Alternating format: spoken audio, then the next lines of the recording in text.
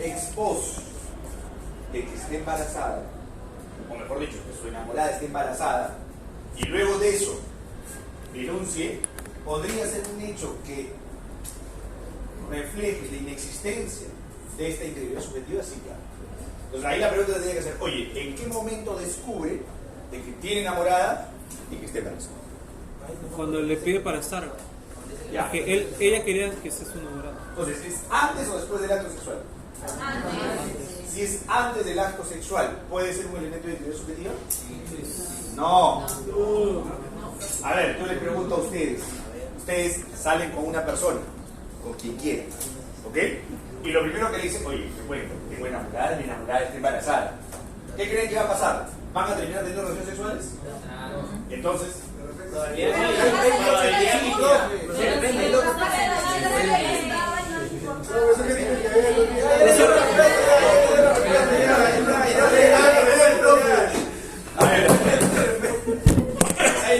a ver, vamos a ir aterrizando.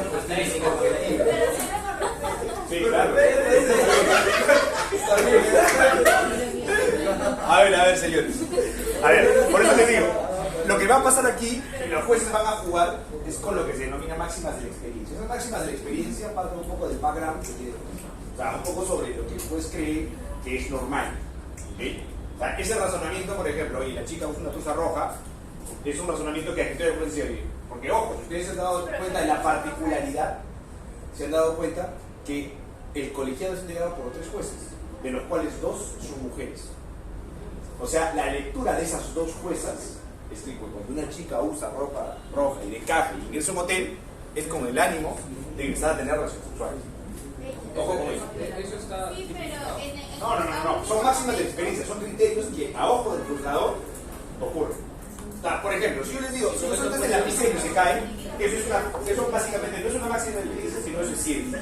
Pero si yo les digo, yo estoy seguro que si ustedes suben a barrios altos, les van a robar. ¿Ok?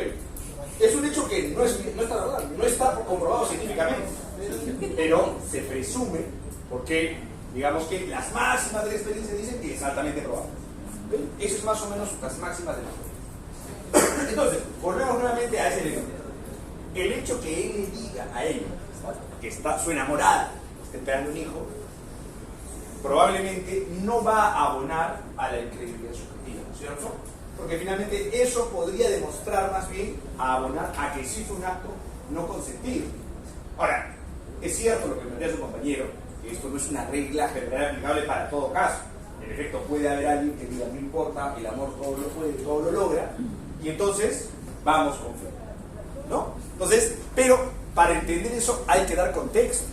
No podemos partir del hecho sí y no podríamos llegar a una posición maniqueísta y decir todo es sí o todo es no, sino que todo depende, y depende del contexto que haya detrás. Obviamente nosotros nos estamos acotando a lo que dice la resolución. Habría que ver el íntegro de la declaración de la víctima y ver qué más pasa.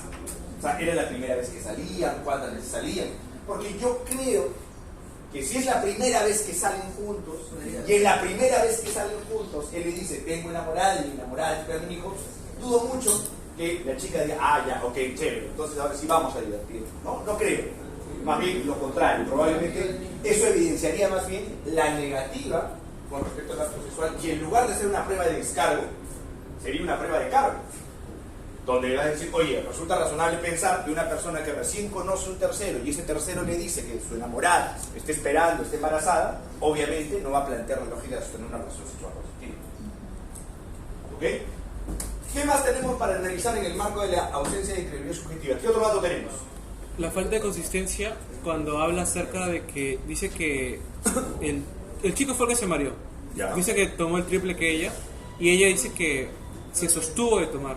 O sea, ella antes de salir decía de que ella se iba a medir a la hora de tomar y de que luego con su madre supuestamente que tenían 4 gramos de alcohol en la sangre, pero luego se ve que en las cámaras, al salir de la discoteca del Puerto Rico, se ve de que ella no tiene ausencia de esa falta de inconsciencia, ¿no? A la hora de movilizarse, con sus partes inferiores del cuerpo, o sea, sus piernas. No tambalea, Ya. no tambalea, sino camina recta y ella misma entra, o sea, el pata le abre la puerta y ella ingresa sin así forzarla ni nada, y luego el chico entra con ella. Ya está. Muy bien, ya hay un dato cierto, ¿no es cierto? Pero creo que le faltó contar que estaba en estado de ebriedad, era el imputado, porque justamente el imputado es el que llama a su abuelo. Ajá, el imputado es el que llama. mujer. Claro, la chica más o menos se pudo ir. Donde sí hace relevancia de que estaba en estado de ebriedad en su... Ok, entonces, Para la venganza, el odio también es considerado ahí. sí, claro, pero venganza, ¿por qué? O sea, si tú dices que hay venganza, que es válido, lo primero que tienes que decirme, ¿por qué? ¿De qué se quiere vengar? Venganza u odio. Sí, ya. ¿Por qué te odias? Voy por odio porque tal vez en la cabeza de la chica, es una suposición obviamente, pero al decirle el rechazo, tal vez causa en ella una cólera, odio, porque no se ve como ella esperaba, y al momento de que lo tiene ahí y lo ve, no sé, lo ve y dice, me imagino que va a pasar esto, y le friego su vida, ¿no? Le friego su vida con esto. Pero al final, ¿qué? Lo que sufrimos los varones. A Pero ver. es que las sentencias sí dicen que él relata que tienen años de conocerse y que hay presentes que se dan, hay regalos de por medio, De ella.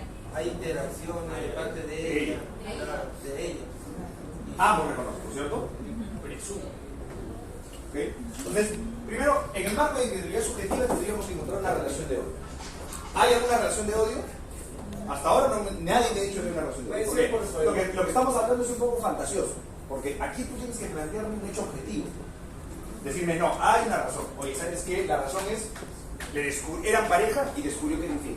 Claro, no, pero Caso que es bastante recurrente. pero el rechazo, profe, la relación de odio no puede caer por la negativa que le dio a su respuesta.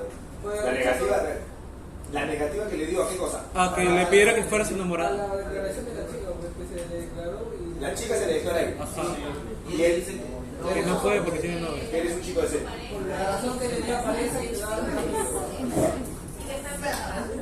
Ya. A ver, la pregunta es, la pregunta que habría que caberse ahí, porque es un caso de los pocos que hay, es, oye, el hecho que alguien le diga que no sostener una relación sentimental, sexual, ¿tiene tal entidad para hacer una imputación de esa naturaleza? ¿Tiene? Es que depende, porque cada persona es distinta. No, claro, pero pero realmente es no. a partir del caso concreto, o sea, por eso les decía, este tipo de casos, yo detesto estos casos porque justamente son casos muy complicados que hay que partir del elemento subjetivo de la persona. Y finalmente, si estás del lado del imputado, es muy difícil tratar de acreditar estos elementos. Entonces, cuando yo les digo a ustedes, díganme ustedes criterios de incredibilidad subjetiva, ese hecho, por ejemplo, no tiene tal entidad suficiente como para decirlo visible. Tendría, salvo que me traigan 10 testigos y te digan, no saben qué, esa chica de verdad estaba desesperada, estaba preguntada por todo, lo acosaba, lo buscaba. Oye, entonces sí tienes que no solamente es una cuestión incidental del momento, de una borrachera, sino que de verdad es una situación casi de acoso. Entonces, donde puedes decir, oye, sí, hay una cosa. Con antecedentes, ¿no? Claro. Pero en este caso, lo demás estamos jugando un poco a especular, ¿no? Es decir, sí, podría ser una loca, podría ser una persona que se apasionó, fue amor a primera vista, ¿no? Pero estamos jugando un poco con eso. Pero no hay un dato objetivo que pueda decir una ausencia de incredulidad. Así es que, pero claro, el caso lo facilita que no se haya cumplido el hecho que la víctima relata y también el médico legista acredita que no hay ninguna introducción. ya, es que ese es un dato importante. Es cierto, el hecho que no haya introducción del miembro viril o otro objeto similar Análogo. o análogo, como dice su compañero, definitivamente nos lleva a que el delito no se consumó. Pero el tipo penal admite tentativa. Entonces, ¿cómo salimos de ese marco de la tentativa? Ya hemos visto que la incredulidad subjetiva está presente. Vamos ahora a la verosimilitud. Su declaración tenía elementos de corroboración. ¿Por qué? Porque era admite que estaba borracha y en los videos sale que no... Ya, no podía- ese es un elemento, por ejemplo, importante. Porque lo que la chica relata es muy difícil probarlo. O por decir, en la parte donde dice que la desnuda, no puede probar que la desnuda, porque le haya quitado la ropa. Sí tiene elementos de corroboración, profesor, porque supuestamente ella dice que se fue con su mamá al médico legista para que le sacara sangre para que le enviase eso, y le dijo que tenía 4, pero más no presentó ningún documento ni nada. Ya. Eso, por ejemplo, es un elemento donde se evidencia que no hay verosimilitud, ¿no? Yo digo que estoy en estado de inconsciencia. Es más, y digo que tengo pruebas de esto, pero no las presento. Pero aquí hay un problema. Nos estamos yendo del foco del problema. ¿Qué delito se está imputando aquí? Violación. El tipo base, ¿no es cierto? Sí, sí. No el después en estado de inconsciencia. Ese dato es revelador para el estado de inconsciencia. ¿Qué me debe interesar aquí en el delito de violación sexual? Los peritos del médico legista. Que haya decidido usar dar su consentimiento para que introduzca un... Exactamente. Aquí la discusión tiene que versar sobre la existencia y no de consentimiento. O sea, si está alcoholizado, no, es un elemento periférico que me va a ayudar, sí, ¿ok? Pero no es determinante. Pero hasta, por decirlo así, a ver, saliéndonos un poquito del caso, ¿hasta qué punto se le podría decir que no vendría a ser violación? Porque el chico es el que estaba en estado de ebriedad y la víctima es la que no, supuestamente estaba consciente, y en el momento ella accede y entra al mismo cuarto que el chico que está borracho. No sé si en ese momento no hayan podido tener intimidad o no, pero fuera ya hasta qué punto se delimita una tentativa de violación. Claro, justamente por eso, para saber si hay o no hay consentimiento, esto es, yo para saber si hay consentimiento o no, a la que le tengo que preguntar, ¿a quién es? A la víctima. ¿Cierto? Le tengo que preguntar, ¿consentiste o no consentiste? Y dice, no consentí. Ok, para creerle o no a ella si consiguió o no consiguió, Pero al entrar en su cuarto... Ahora, ese es justamente el razonamiento. Oye, el hecho de que dos personas ingresen a un hotel, a una habitación, necesariamente, indefectiblemente, genera que esa persona que decidió ingresar al hotel, después de haber ingresado, esté impedida de decir que no. No, sí puede ser que no. Claro. Exactamente. O sea, y ese es un poco el razonamiento aquí. O sea, el razonamiento que se cuestionaba la sala en su momento era eso. Los recuerdos al final. ¿Ya? Entonces, es importante saber que en cualquier momento cualquiera de las partes podría decir que no. Cualquiera de las partes podría decir que no. Entonces, lo que interesa es saber si previo al acto o a la tentativa del acto sexual ha habido consentimiento o no de estas partes. Y que además haya manifestado, porque aquí sí podríamos hablar de un consentimiento tácito, ¿no? Muchas veces en el marco de una relación sexual no es que digan, oye, tenemos relaciones sexuales, ya, pues ya, sí, ok, listo, firmamos un acuerdo, listo, mira, hice un acuerdo. No funciona así, ¿no es cierto? Más bien hay una secuencia de pasos que funciona casi de manera tácita. Entonces, aquí podríamos hablar de un consentimiento tácito, claro, pero también podríamos hacer referencia que hay un rechazo. Entonces, cuando hablemos de verosimilitud, ya tenemos el dato del alcohol, que finalmente no está. ¿Qué más tenemos para poder justificar que no existe verosimilitud en la declaración de la víctima? Las manchas de sangre. Las manchas de sangre, ¿por qué? Porque eso no ayudaría a este criterio. Porque usted dijo que nunca existió la mancha de sangre. Él dijo que sí hay, nunca lo supo. ¿Ya? ¿Eso es cierto? ¿Qué dice el resto? Su compañero dice que ella relata que hay mancha de sangre en el pantalón, pero luego nunca hubieron mancha de sangre en el pantalón. No estés floreando, Carlos, ya. No, No estés floreando, Carlos. no sé, la gente dijo ¿Qué? Yo no dije mucho de sangre. Yo dije Eso me va a costar un punto, ¿ah? Me va a costar un punto, ¿ah? ¿Qué más tenemos para valorar la verosimilitud de la declaración? el testimonio de la madre. El testimonio de la madre. ¿Qué dice la madre? La madre habla de que siempre o sea, ella dice que le dio permiso supuestamente. No, la chica dice que le dio permiso a su madre a las 11 de la noche para salir con el pata, pero justamente la madre estaba de viaje y que ella justamente vuelve ese día en la noche, y de que luego la madre solo va hablando, habla de que ella siempre supo que estaba, o sea, que nunca le pidió permiso, y ahí va perdiendo como que concordancia con lo que dice la chica. Ya, es un elemento periférico, todavía relativo, ¿no? Porque finalmente la mamá acá no tiene que ver mucho en el tema de lo que la hija haya hecho, ¿no? ¿Qué más podríamos encontrar en el marco de la verosimilitud? ¿Qué hay sobre la ropa interior en concreto? Ah, la truza. Más allá del uso de la truza y demás. ¿Qué dice la menor, mejor dicho, qué dice en este caso la víctima sobre la truza? ¿Qué hay sobre ella?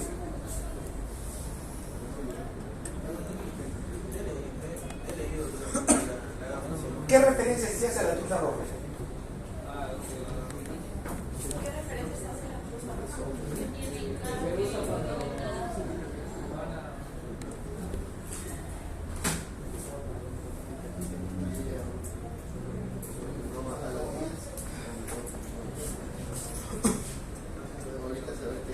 Ok, a ver, mientras que recuerdan eso, vamos a la persistencia. ¿Existe persistencia en su declaración o no existe persistencia en su declaración? No, porque se va a derrumbar la supresión del... ¿Cómo así? Una de las pruebas es la prueba del médico legista donde dice que no estaba con el grado de alcohol que ella Ya, necesitaba. listo. Eso es verosimilitud. Persistencia tiene que ver con que la víctima diga A, luego diga A, luego diga A, luego diga A. Esto es, de principio a fin, repite lo que está diciendo. No hay problema. Porque al principio... Eso es persistente, persistente. A ver. No, al principio menciona que no hubo como tal la violación, porque dijo, primero mencionó que intentó la penetración, pero no se dio. Después se rectificó y mencionó que por escasos minutos hubo penetración.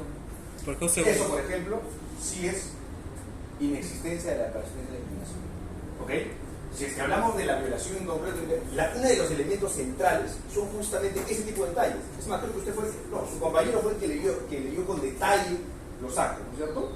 Ya, esa información es la más importante. Es saber, oye, exactamente cuál es la conducta que hizo. ¿Te sacó la ropa? ¿No te sacó la ropa? ¿Te quitó completamente la ropa? ¿La bajó? ¿Te generó una lesión? Esa información minuciosa, detallada, tiene que ver con la persistencia.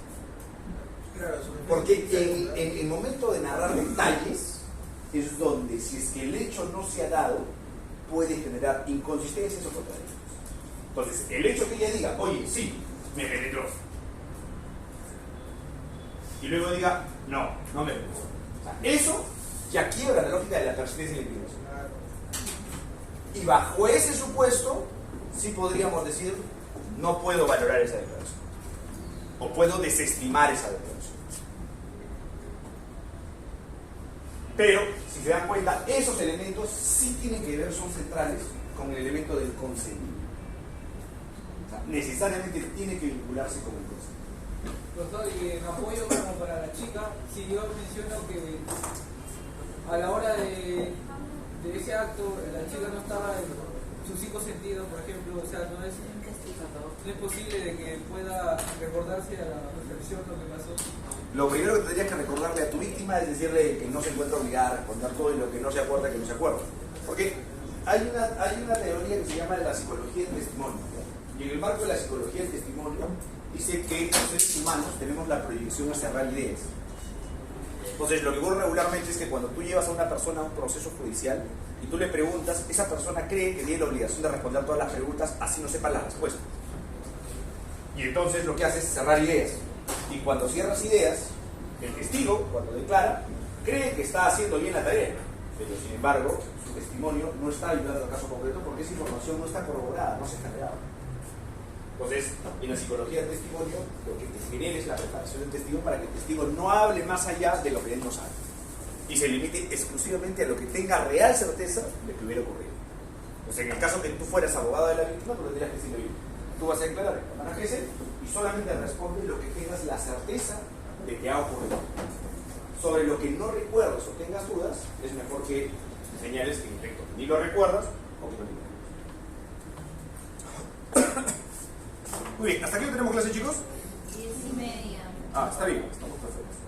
Entonces, aquí hemos visto cómo a partir del caso en concreto vamos a resolver esto a partir de estos criterios. Ahora, en el marco de esto hay un problema. Y es que ocurre, como se lo mencionaba ayer, que particularmente en este tipo de delitos, como en los delitos de lesiones, tentativa de feminicidio, todo aquel que esté vinculado con integrantes del grupo familiar, aquí detrás hay una pena muy grande, ¿no? Aquí hay penas de 20 años, 15 años. Además que todo el mundo sabe la leyenda negra de lo que le pasa a los violadores en los penales. Entonces, obviamente, nadie quiere ser condenado por el delito de violación sexual. Entonces, en la práctica, es muy recurrente que el imputado trate o negocie con la víctima cualquier situación para que la víctima se retracte. Y entonces, aplicando este acuerdo plenario, al haber retractación, ¿no es cierto?, se quiebra la persistencia de la impugnación. ¿Ok? Y uno diría, no hay persistencia, hay retractación, se cayó el caso. Y entonces, en algún momento de la historia, funcionaba. Y entonces, los jueces se dieron cuenta que había este tipo de acuerdos. Porque claro, así como había acuerdos casi perfectos, también había acuerdos que frente a su incumplimiento luego pretendían reabrir un proceso penal cerrado. Entonces, ¿qué hizo en su momento la Corte Suprema? Desarrolló el siguiente acuerdo plenario, que es el acuerdo plenario 2011, que es el que vamos a revisar a continuación.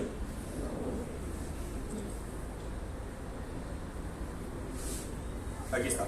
El acuerdo plenario 1-2011. Y entonces, el acuerdo plenario 1-2011 me va a decir qué pasa cuando mi víctima se retracta. Así que vamos a revisar ese acuerdo plenario ahora